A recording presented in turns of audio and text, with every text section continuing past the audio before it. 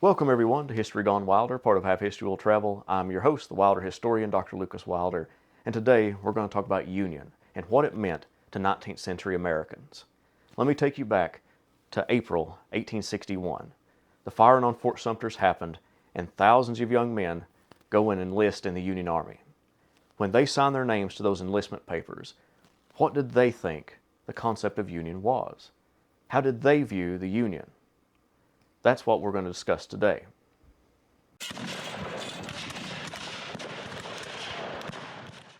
To understand their concept of union, we have to understand what Gary Gallagher calls appomattox syndrome.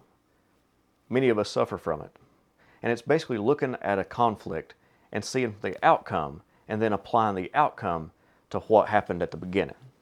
What I mean by that is that at the end of the conflict, we had about 4 million Americans freed. Many people take that outcome and apply it to the beginning of the war. Why a Union soldier enlisted in the Union Army? At the beginning of the war, they did not enlist to end slavery. That wasn't in their mindset at the moment. What they did enlist for was Union. When that Union soldier enlisted, he said, "I'm here to preserve the Union." So, what did Union mean to him? To understand that, we have to go back to the founding generation. 19th century Americans believed that the Founding Fathers created a unique government, a popular government, something unique to the entire world. Of course, we've had the Roman republics, we've had the Greek democracies, but the United States was something different. It was exceptional. And they believed that when the Confederacy seceded, they had started to rip apart that founding document, the Constitution. Union soldiers believed that just because you don't like the president does not give you a right to leave. You can vote them out in 4 years. That's what the founding generation created in this popular government. Something, again, unique in that era. We have to remember that the United States was really young at this point. It was barely 80 years old. And when the United States went to war, the entire world was looking at it, particularly countries in Europe. In the 1840s in Europe, there were these democratic uprisings that threw off monarchy, but they were stamped out.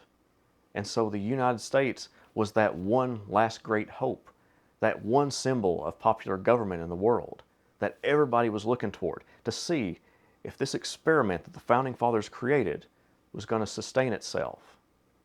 That puts the American Civil War in a whole new perspective, that they were leading the charge as the form of popular government that many people viewed as, could it actually succeed?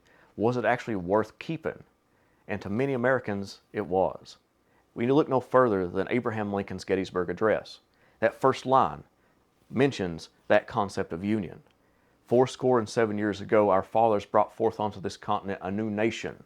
That new nation is that popular government that those Union soldiers were fighting for.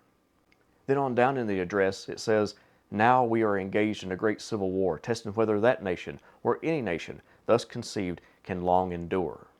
Testing whether that nation, a nation of popular government, being able to vote for your representatives to represent you in the government, whether that nation can endure.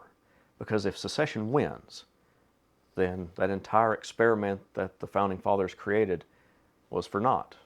It wasn't good enough. That's what secession symbolized to those Union soldiers, that they were spitting on the Constitution. Now, how do we place emancipation into that concept of union? Seems like most people today separate the two, when in reality, Union soldiers saw them as linked.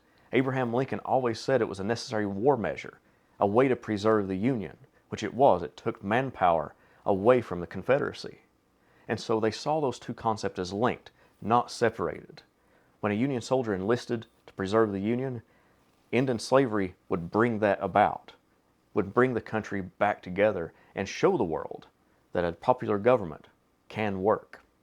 I hope you learned something from this video. I know it's short. I'm going to try out these lectures. Hope you enjoy them, and I'll continue to try to do them. If you don't like them, fine. We'll move on to another topic and another way of doing these videos. So thank you all very much.